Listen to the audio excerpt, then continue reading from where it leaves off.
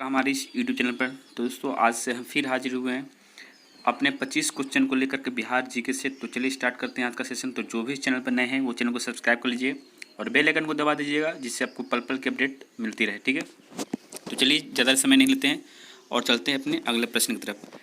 दोस्तों प्रश्न कहता है कि चंद्रगुप्त मौर्य के गुरु थे, कौन थे दोस्तों? तो बोलिएगा इसका सही आंसर।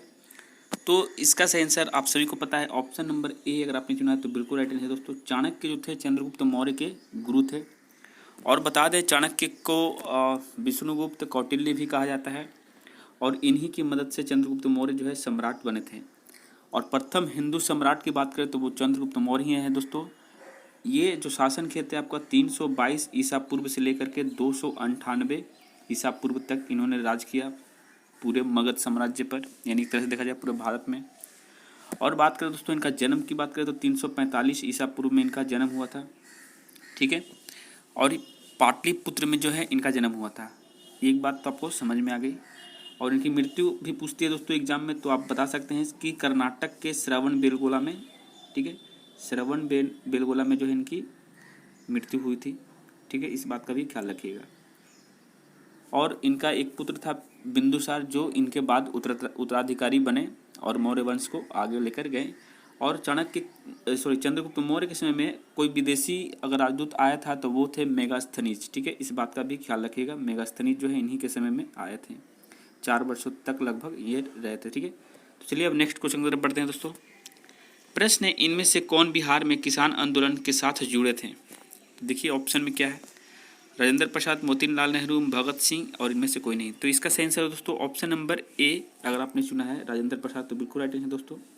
देखिए किसान आंदोलन के प्रमुख नेता की बात करें तो स्वामी सहजानंद थे। ठीक है, तो स्वामी सहजानंद जो 1929 की बात करें उसमें इन्होंने इस आंदोलन में नेतृत्व किया था। तो चलिए स्टार्ट करते हैं अगले प्रश्न की तरफ। प्रश्न है कि कांग्रेस से सोशलिस्ट पार्टी की पहली बैठक हुई थी। सोशलिस्ट मतलब समाजवादी पार्टी बोल सकते हैं दोस्तों। तो पहली बैठक कहाँ हुई थी? तो बोलिएगा इसका सही आंसर। तो अगर आपने ऑप्शन नंबर सी चुना है पटना, तो बिल्कुल राइट आंसर है दोस्तों। ठीक है, अब बात करते हैं कि कांग्रेस समाजवादी पार्टी यानी कि सोशलिस्ट पार्टी की स्थापना कब हुई थी? तो 1934 ईस्वी में इसकी स्थापना हुई थी दोस्तों। ठीक है, कौन किए थे? तो देखिए जवाहरलाल नेहरू, सुभाष चंद्र बोस जो है इन्होंने मिलकर किए थे। ठीक है, इस बात का आप ख्याल रखिएगा। अगला प्रश्न है कि श्री नरसिंह नारायण क्या थे? ठीक है, यानी कि किस पार्टी से संबंधित थे? तो देखिए दोस्तों इसका सही आंसर हो जाएगा ऑप्शन नंबर, अगर आपने ए चुना है तो बिल्कुल राइट आंसर है दोस्तों। समाजवादी पार्टी से थे नरसिंह नारायण। 1962 से 67 ईस्वी तक थे। ठीक है, चलिए अब अगले प्रश्न की तरफ बढ़ते हैं दोस्तों। प्रश्न है कि जयप्रकाश नारायण किस पार्टी से संबंधित थे? देखिए मैं इसलिए इन सारे लोगों का नाम ले रहा हूँ क्योंकि ये सब बहुत ही महान लोग थे कहीं न कभी। तो चलिए जयप्रकाश नारायण के बारे में जान लेते हैं। तो जयप्रकाश नारायण किस पार्टी से? देखिए दोस्तों ये तो थे ऐसे राष्ट्रीय कांग्रेस जो थे उन्हीं के पार्टी से, लेकिन इन्होंने एक पार्टी बनाई थी समाजवादी पार्टी। तो इसका सही आंसर ऑप्शन नंबर सी हो जाएगा। और बता दें दोस्तों जयप्रकाश नारायण को 2 और अन्य नाम से जाना जाता है। एक इनका नाम था जेपी शॉर्ट नेम, और एक दूसरा नाम है दोस्तों लोकनायक के नाम से भी जाने जाते हैं। ठीक है, इस बात का भी आप ख्याल रखिएगा। और बता दें इनके बारे में बहुत कुछ जानकारियाँ आपको बताना है इसके बारे में। देखिए इनको जो है मरणोपरांत 1999 में इनको भारत रत्न से सम्मानित किया गया। ठीक है, और ये इन्हीं के नाम पर पटना हवाई अड्डा का नाम जयप्रकाश नारायण हवाई अड्डा रखा गया। ठीक है, और बता दें दोस्तों कि कांग्रेस के समाजवादी दल का जो नेतृत्व किए थे दोस्तों 1948 में इन्होंने किया था।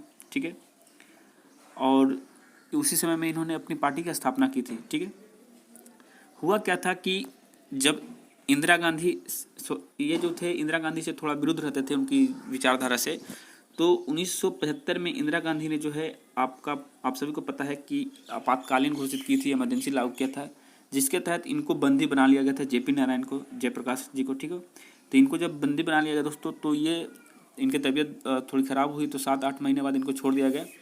तो उसके बाद क्या हुआ दोस्तों, इन्होंने 1977 में, ठीक है 1977 में इंदिरा गांधी को हरा दिया अपने प्रयासों के बावजूद, अपने प्रयासों के दम पर। ठीक है, तो इस बात का आप ख्याल रखिएगा।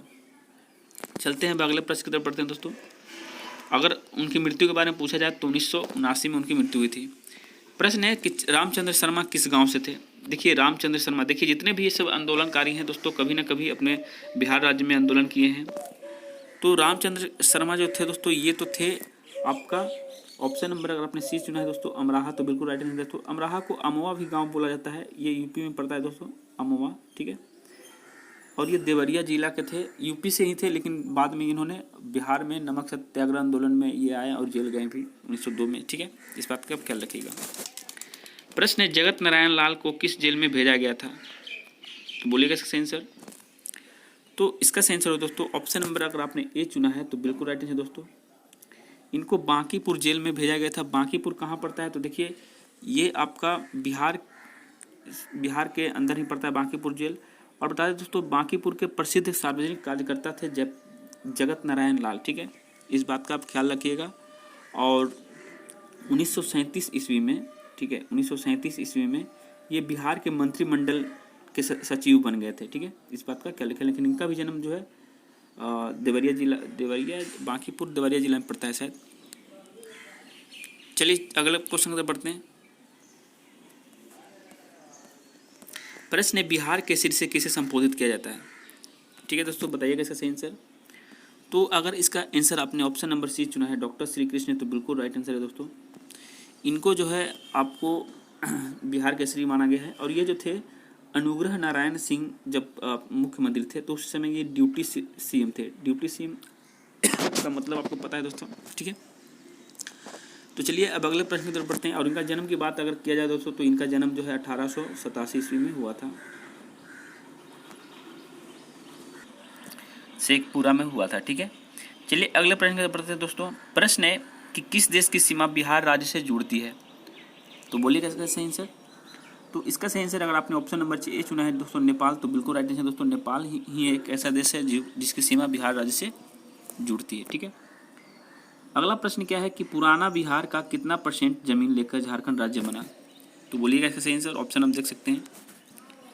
तो अगर आपने ऑप्शन नंबर बी चुना है दोस्तों, तो बिल्कुल राइट आंसर है। देखिए लगभग 45% जो है भाग आपका बिहार से वो चला गया था झारखंड में, ठीक है। और 55% भाग जो है वो आपका बिहार में बचा हुआ है। तो चलिए अब अगले प्रश्न की तरफ बढ़ते हैं। प्रश्न, बिहार का शोक निम्नलिखित में से किससे कहा जाता है? तो बोलिएगा कौन सी नदी है?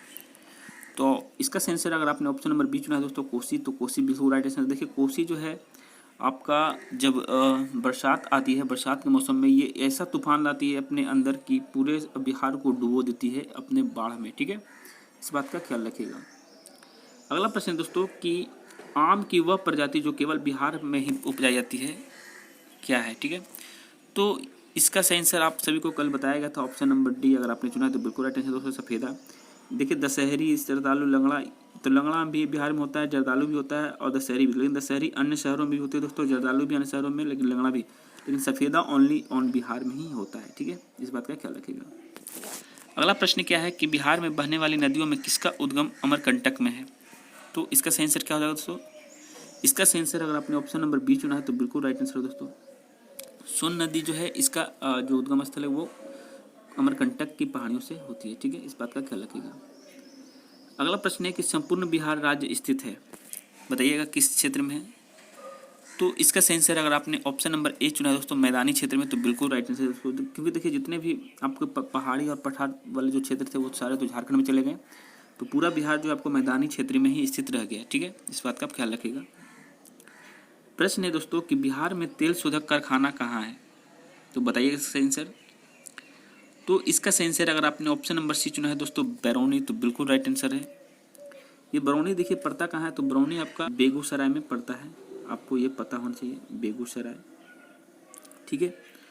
और बता दें दोस्तों, ये जो बरौनी की जो स्थापित हुई थी ये तेल शोधक कारखाना, ये सोवियत संघ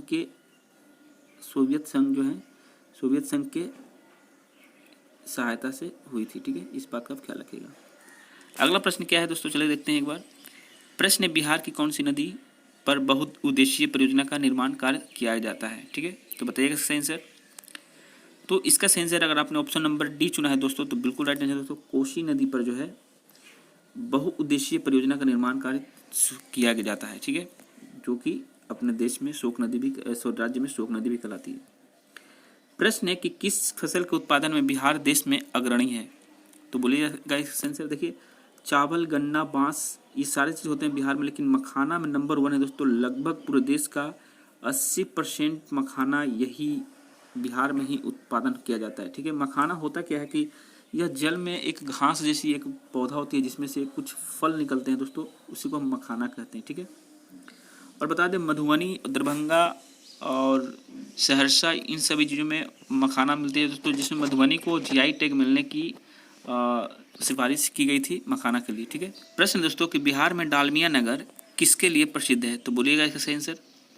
ऑप्शन में रेशम, जूट, चमड़ा, सीमेंट। तो इसका सही आंसर अगर आपने ऑप्शन नंबर सी चुना है दोस्तों तो बिल्कुल राइट आंसर दोस्तों।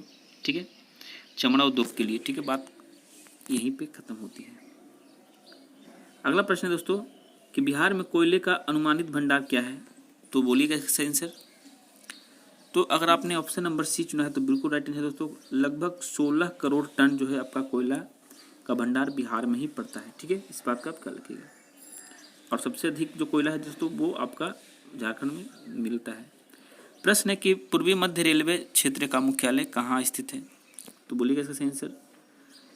तो आप सभी को पता है दोस्तों, इसका सही आंसर होगा ऑप्शन नंबर सी। अगर आपने चुना है तो बिल्कुल राइट आंसर है, हाजीपुर में है। आप लोग पटना मत मारिएगा। ठीक है, पूर्व मध्य रेलवे का जो मुख्यालय कहाँ है वो हाजीपुर में है। अगला प्रश्न है दोस्तों कि बिहार में केला उत्पादन का प्रसिद्ध क्षेत्र क्या है? तो ये तो हर गाने में लिखा हुआ है, तो इसका सही आंसर दोस्तों ऑप्शन नंबर बी, हाजीपुर का केला प्रसिद्ध है, बहुत ही ज़्यादा। पूरे दुनिया में बोलिए, पूरे भारत में बोलिए। प्रश्न दोस्तों, मखाना की खेती के लिए देश का अग्रणी राज्य कौन है? देखिए फिर से आपका मखाना की बात की गई है, मखान नहीं होगा यहाँ पे, मखाना होगा। ठीक है, तो मखाना का बात करें तो दोस्तों यहाँ पे सबसे नंबर ऑप्शन नंबर सी देख रहे हैं बिहार, तो बिल्कुल राइट आंसर है। ठीक है, बढ़ते हैं अगले प्रश्न की तरफ। प्रश्न कहता है कि ककोलत जलप्रपात बिहार के किस जिले में स्थित है? देखिए ककोलत जलप्रपात क्या है दोस्तों, तो ये एक ठंडा जलप्रपात है जहाँ पे बहुत ही ठंडा पानी गिरता है। लोग यहाँ पे गर्मियों के मौसम में जाते हैं स्नान करने के लिए। तो ये किस जिले में है दोस्तों? तो इसका सही आंसर देखिएगा एक बार। इसका सही आंसर अगर आपने ऑप्शन नंबर बी चुना है तो बिल्कुल राइट आंसर दोस्तों, नवादा जिला में पड़ता है ककोलत जलप्रपात। ठीक है, अगला प्रश्न है कि निम्नलिखित में से कौन सा शहर बिहार के सबसे पूर्वी भाग में स्थित है? तो बोलिएगा इसका सही आंसर दोस्तों। तो इसका सही आंसर अगर आपने ऑप्शन नंबर सी चुना है कटिहार, तो बिल्कुल राइट आंसर। देखिए कटिहार जो है आपका बिहार के सबसे पूर्व स्थित जो है जिला है वो। ठीक है, अगला और नेक्स्ट क्वेश्चन और इस सेशन का लास्ट क्वेश्चन भी है कि निम्नलिखित झीलों में से कौन सी बिहार में स्थित है? ठीक है, तो बोलिएगा इसका सही आंसर। देखिए पे सांभर झील, अनुपम झील, सुखना झील, कमला झील, तो कौन सी झील है दोस्तों? तो अगर इसका ऑप्शन बी नंबर चुना है अनुपम झील, तो बिल्कुल राइट आंसर। तो अनुपम झील जो है आपका बिहार में ही पड़ता है।